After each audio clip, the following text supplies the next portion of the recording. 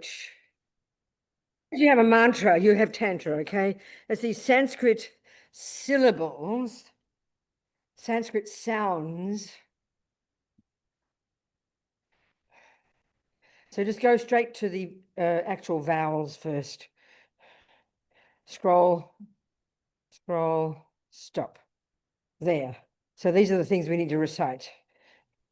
This and the next one and the three. That's it. Then I'll lead the meditation. But let's talk about the meaning first, okay? So, okay. So they say that the power of speech, that's the Buddha's main gift. Okay? You could have the Buddha looking very cute, sitting on his throne, looking gorgeous with his curly hair, and you can look at him for 1,000 years. It won't help much. He's got to open his mouth, isn't it? And give you instructions. So if you want to look at the kind of the Vajrayana model of the universe, then you've got, we've got the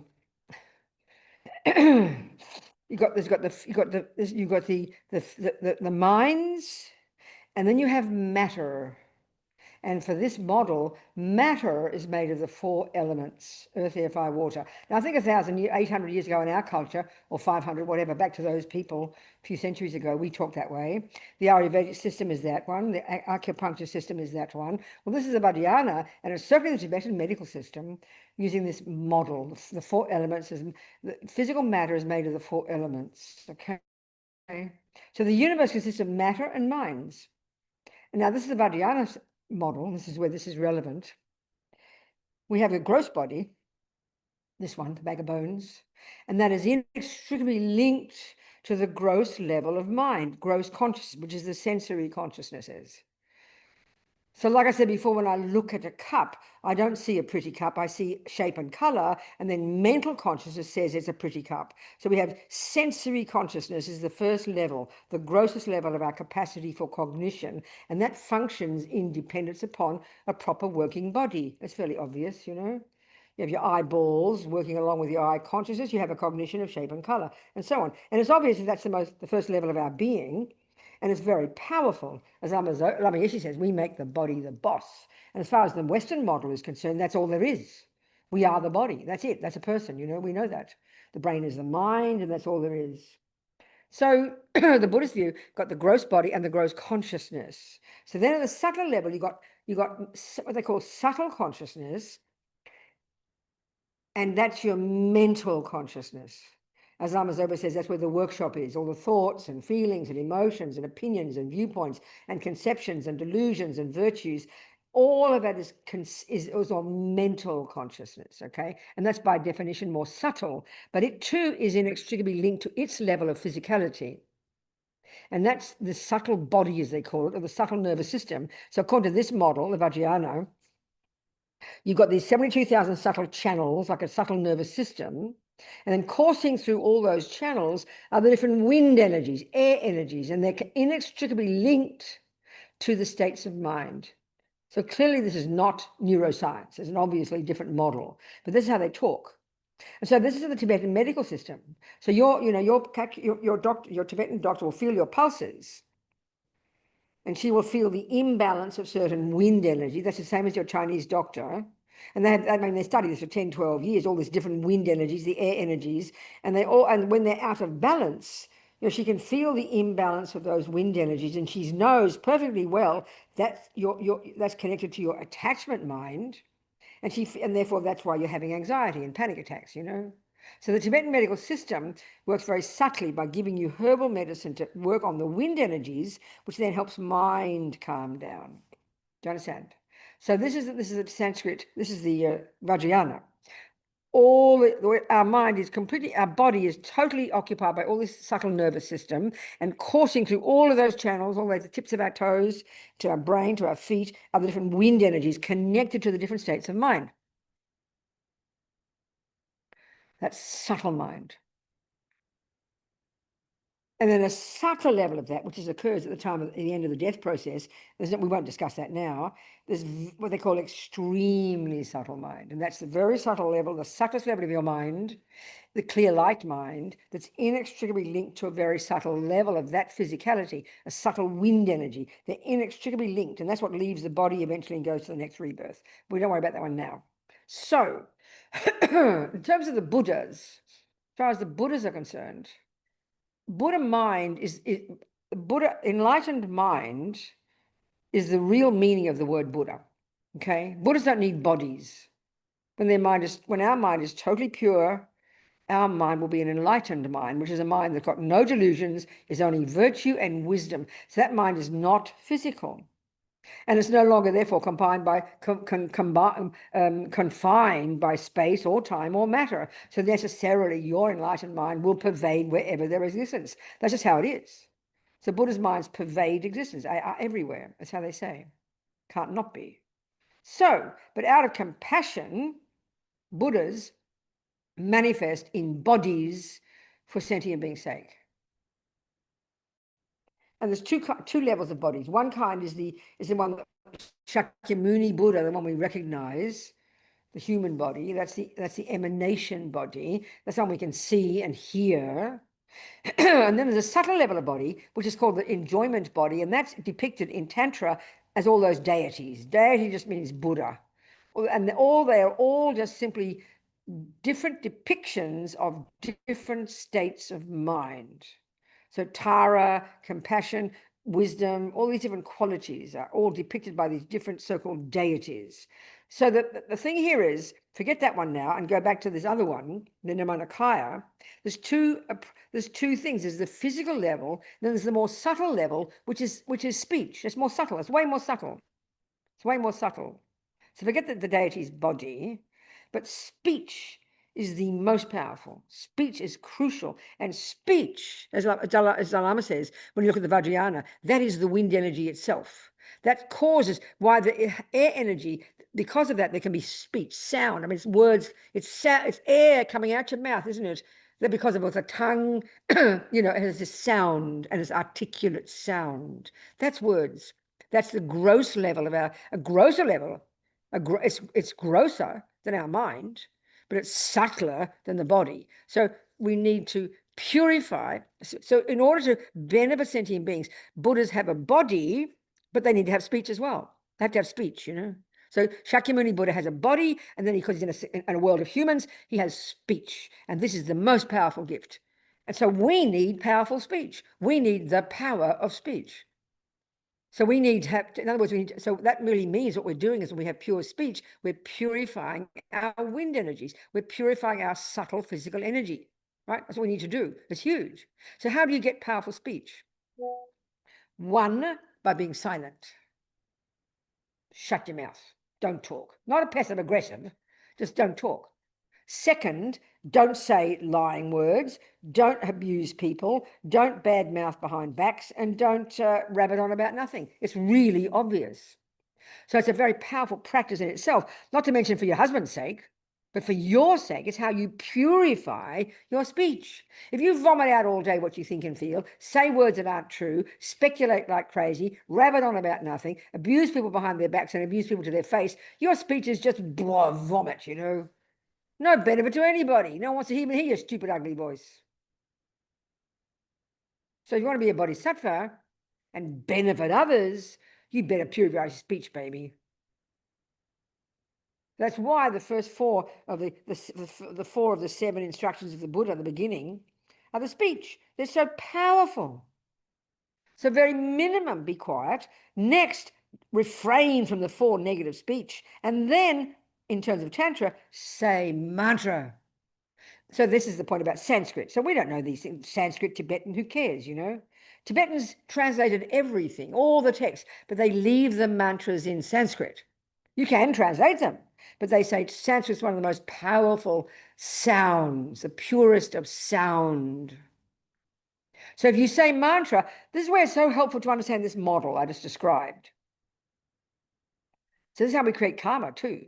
As Lama Zopa said, you can just have one angry thought, an angry thought. Well, what that does is develop the habit to keep being angry. It pollutes your mind, programs your mind in anger. But at the same time, because your mind and the winds in those channels are inextricably linked, immediately it pollutes those particular wind energies, which are more subtle, and then eventually karmically, that subtle wind energy polluted manifests at the grosser level in this body as sickness.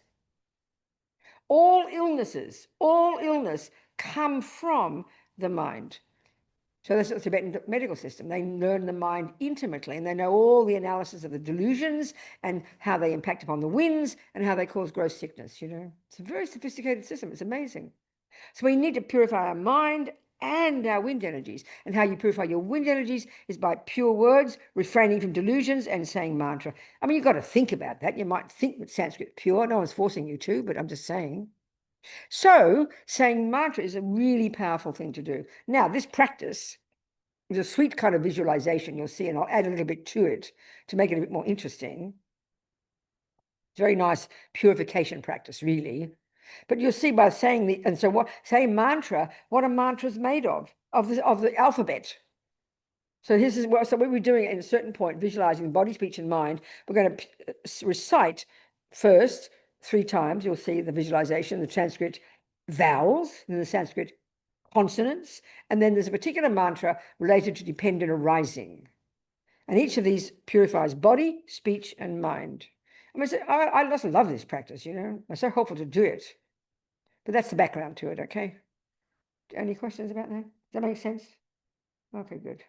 So then on the screen, you've got your books, right? All you need to be looking for is the mantras at the bottom of page 16 and the mantras on the top of page 7. That's all you need to know. The rest of it, I'll lead in a meditation. So you just sit there quietly. So relax, close your eyes, relax. And now, if you have taken an empowerment, you manifest instantly. Not yet. Yeah, coming. So sit there, be ready. We're going to take refuge. And there's a little prayer there. So open your eyes again. And we can say the refuge prayer. I take refuge in the 3 jewels. May I become a Buddha to benefit all. I take refuge in the 3 jewels. May I become a Buddha to benefit all. Kontrog, Somla, Kyabsu Chi, Jola Penche, Sange Shog. So now close your eyes. And if you haven't taken empowerment, you just visualize Buddha above your crown, okay? Just think he's there above your crown. Otherwise, visualize yourself as your deity, whichever one, if you have it, straight away. So now you do the visualization. Just do your best. So on my tongue, the syllable R, so clearly we don't know the Sanskrit or the Tibetan, so you just visualize the Roman letters, AH. The syllable R is on your tongue, okay? Standing upright on your tongue. Think that.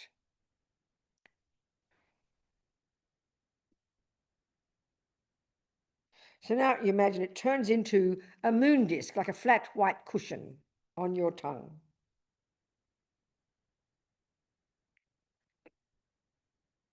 So now you imagine on top of that appears a white Om, O-M, standing upright, okay, on the white cushion on your tongue.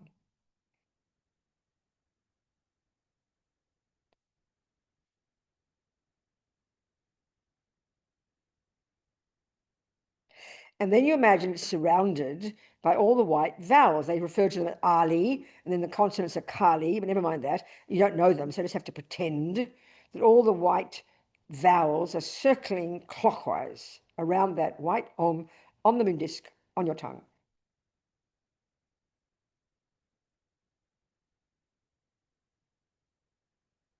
And the red consonants circling counterclockwise, okay? They're red, white vowels, red consonants, counterclockwise.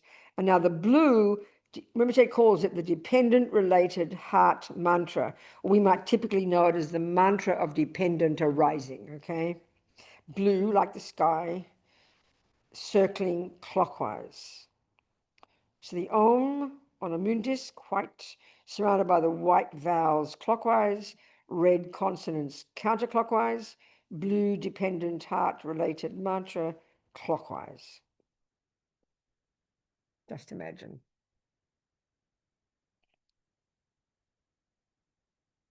So now you imagine light beams go out from all these syllables, the same color, to all the 10 directions. Imagine all the light beams go out from these syllables, white, red, blue, north, south, east, west, north, northeast, northwest, southeast, southwest, and top, up and down. That's the 10 directions. These beams go out from these 3 colored syllables, letters on our tongue, and all the way to the entire universe. And what it does is hook the energy of all the blessings and all the power of the mundane and the supramundane speech, meaning all the power of the speech of the holy beings, the Buddhas, and even the power of speech of all the great yogis and meditators, right?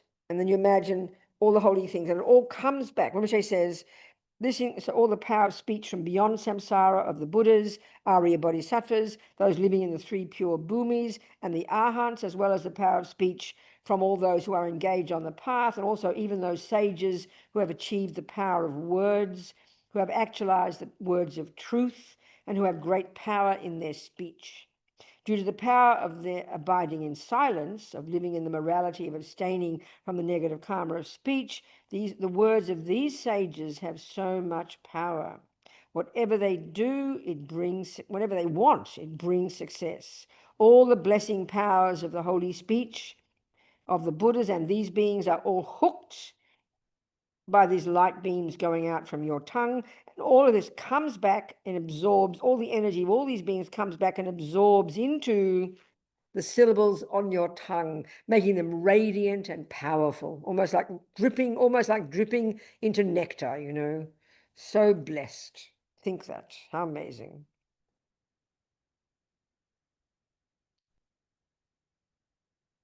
So now we're going to recite 3 times this first lot, the vowels. And as we do it, okay, I'm going to tell you the visualization, and you do it.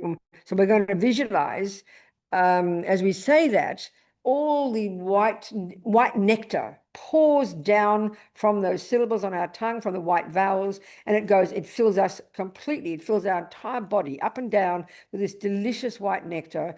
And what it does, you think, is purify, first of all the heaviness of your body, all the sickness of your body, the heaviness, the difficulties of this big lump of this bag of bones we walk around with, right? Completely purifies, but especially you imagine it purifies all the karmic imprints in your mind from all the harm you've ever done to sentient beings since beginningless time with your bodies. All the countless karmas we created as an animal, as harming each other so badly with our bodies, all of these karmic imprints completely purified by this radiant white nectar filling us. As we say 3 times the vows. Om, say them together with me. Om, I, u, ri, li, o, swaha. Om, I, u, ri, li, o, swaha. Om, ri, o,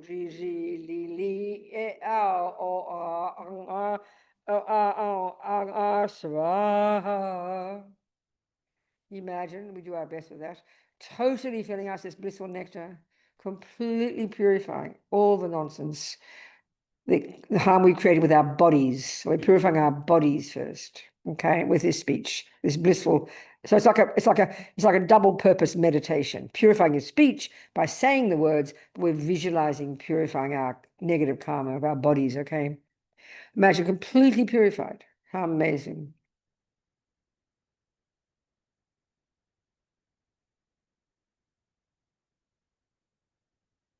So now, so compassionately, now, no, so not compassionately, it's not the Buddha doing it, it's us. So now we recite the red consonants, turn over.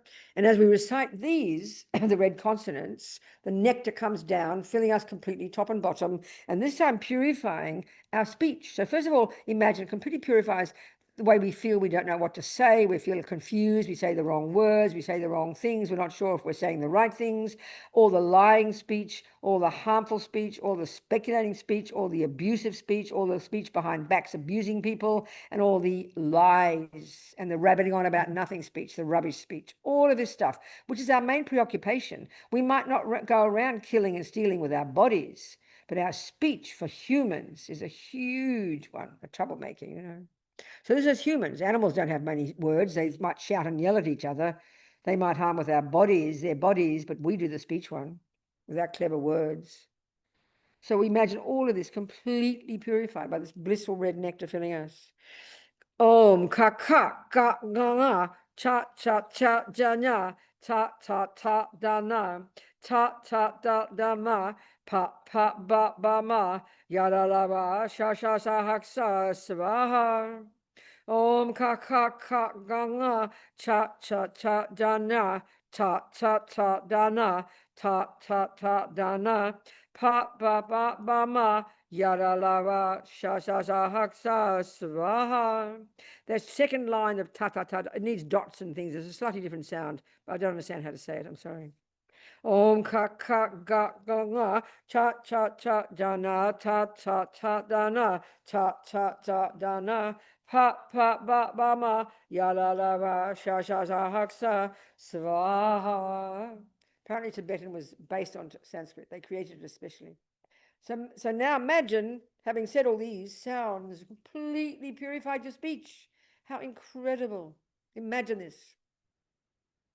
Now imagining, now you think whoever hears you now, whoever sees you, whoever will only benefit. Think of this, can only benefit from your speech, even if you say good morning.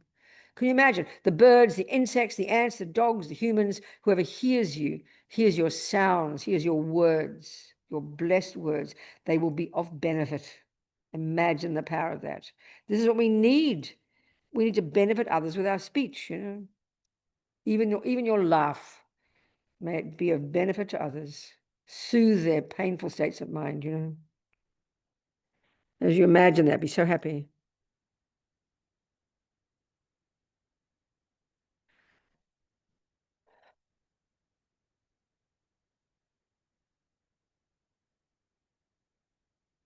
So now we purify the mind, of course, the source of everything. And this time, this mantra, the mantra of dependent arising, and of course, dependent arising, as Tsongkhapa points out, is the main logic, the king of logic, to prove emptiness. This way we purify our mind. So imagine from these syllables, the blue syllables on our tongue, blue light, blue nectar comes, fills us completely, and completely fills us, and instantly purifies the delusions, the root delusion, the very belief in the intrinsic me, and then the main voices of that root delusion, the attachment to get what that me wants, and the panic attack of aversion when it doesn't, and all the other 83,997 ridiculous states of mind, all gone, disappeared, eradicated by this blissful blue light filling us as we recite these Sanskrit sounds. Okay. Om ye dharma hetu prabhava hetun teshan tatagato iavat teshan chayo niroda evam vadi mahashamanaye svaha. Om ye dharma hetu prabhava hetun teshan tatagato iavat teshan chayo niroda evam vadi mahashamanaye svaha. Om ye dhamma hetu prabhava hetun tesham tatagato yabadat teshan chayo niroda evam vadimaha shamanaye svaha. Gone completely, your mind. So think about it. If your delusions are gone, you've got to ask what's left. Your virtues, what do you think? These are who you really are. Our virtues are who we really are. This is what's incredible. This other rubbish, as Buddha has found, is adventitious. It can therefore be removed. This is Buddha's incredible finding. And that virtues now are fully developed, totally to perfection, including, of course, wisdom. And the mind, the bonus is the mind is blissful. So imagine this, full of wisdom and clarity and bliss. How amazing. Your own potential, fully manifested. Imagine.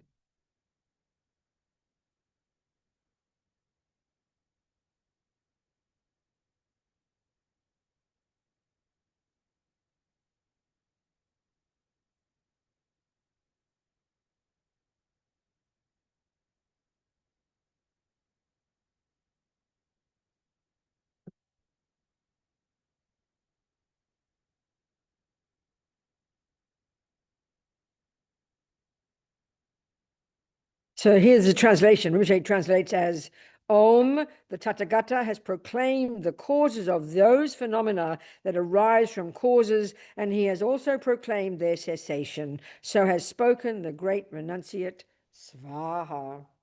Keep it on dedication, right there. Go back. Dedication. That sweet dedication prayer, Chrissy. That's the one. Okay, so now we visualize, now we imagine, okay, that the blue dependent related heart mantra on our tongue dissolves into the red consonants.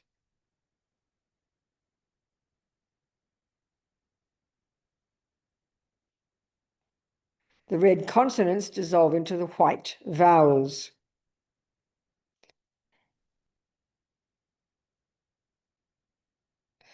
The white vowels dissolve into the white Om.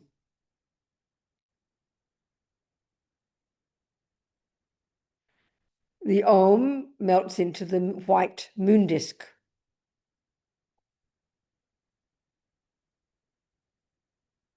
And then the moon disk transforms into an Ah, AH, standing upright.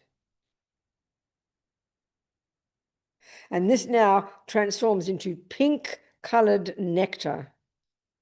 Imagine that. And it dissolves into your tongue.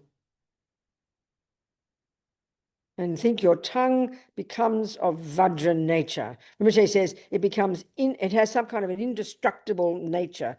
Nothing can harm or take away or destroy the power of mantra, or the power of your virtuous speech even. So have strong confidence that all the power and the blessings of the speech of all the Buddhas, bodhisattvas, sages, yogis, and so on have entered your speech, and that your speech is perfected. Think, I have perfected my speech. How incredible, you know? Who would have thought of this meditation? I mean, I love this meditation. So the minute that sentient beings hear your speech, you soothe their emotional pain. You calm them just by saying hello. We know this is true. One kind word can be like a miracle to an animal or a human. Don't forget this. Use our speech wisely.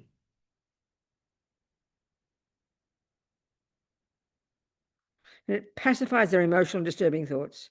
And then and also in terms of your wishes in life, if you're trying to be a bodhisattva, you need to be successful. So your wishes need to be fulfilled. In your family, if your family don't pay attention to your speech, you are lost. If in work, your people don't pay attention. So you're going to have speech that people trust and like, and then your wishes can be fulfilled. This is huge. We need the power of speech. And this is how you get it. Saying mantra, being silent, and refraining from negative speech. It's a huge practice, okay? Be so happy. So now at the end there, I think, go back a bit, this, maybe if it's there, is that Dalai Lama, His Holiness Dalai Lama's, it's a bit short. It's not there. Never mind. Don't worry. We'll now do the dedication. Just finish this sweet little dedication. It's right there. Go back. No, go back. Go back. To the bottom. To the bottom, darling. No, go down. To the bottom. To the bottom. Not to the top. The bottom. Keep going. Dedication. Keep going.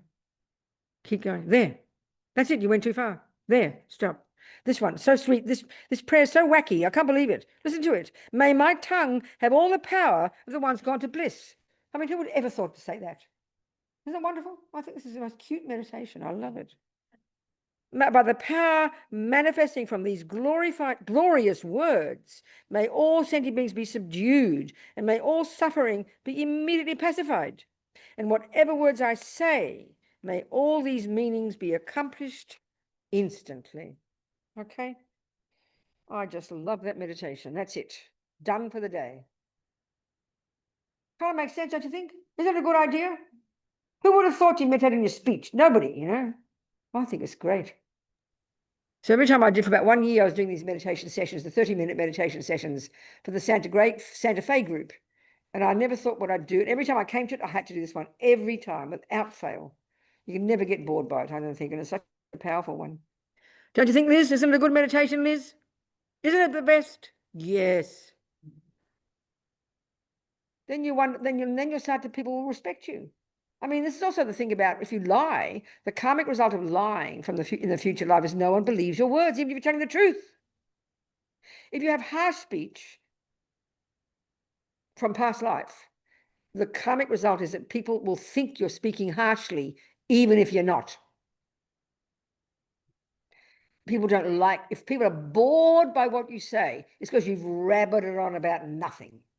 People are so bored they can't even hear you, you know. We know we can't stand this. It's very painful. This is how you purify it, okay? And then you stop harming others and you solve 90% of your problems in your family because you shut your mouth. I mean, it's like a miracle, really, if you think about it. Just have to control, that's all. Work on your mind instead. Wow, amazing. So any questions? Otherwise we go home. No? Any questions, people? Thank you. Good enough, I think. Yes. Thank you, darling. Everybody, thank you so much. And some of you I might see you tomorrow. Who knows? We'll see. And what we'll do tomorrow, I don't know. Maybe we have to talk about emptiness. There's nothing left, is there? What to do? Okay. All right. Jangchup Semchog Rinpoche, Ma Ke Panam Ke Guchig, Ke Banyampa Me Pa Yang Gong Ne Gong Du Habashog, Ke Wa Din Yudu Dag, Lama Sange Drupkyo Ne, Drowa Chikyang Malupa, Dei Sala Gurpa Shog. And then do the prayer that Rinpoche wrote for His Holiness. He wrote a special one. Is it in the books? I don't think it is it? So not, these books are a bit old. So here's the one that His Holiness, that Lama Zopa, no, not that one. Not that one. The prayer that Lama Zopa wrote for His Holiness's long life. That one. And then we'll do this one after. So let's do the one that's the older version. Have you got that one? Show them where it is, please. The long life prayer for His Holiness. I am sorry, on here. Pardon?